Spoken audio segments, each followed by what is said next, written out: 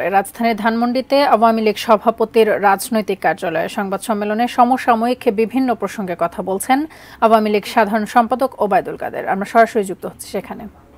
সেবাদাসে পরিণত করেছে, এই ব্যাপারে আপনার বক্তব্য? আমি তো বলেছি জিআই এদেশে দুর্নীতি,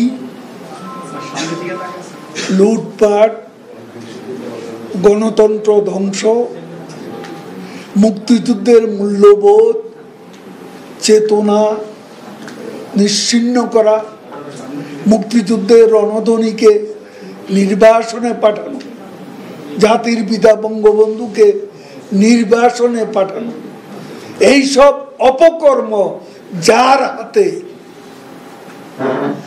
তার পক্ষে বলা কিছু আমাদের কাছে নেই।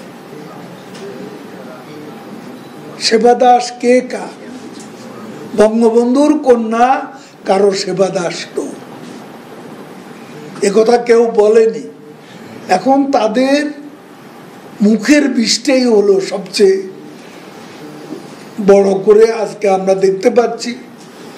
তারা এক রাশ ব্যর্থতার স্তূপীকৃত আবর্জনার উপর দাঁড়িয়ে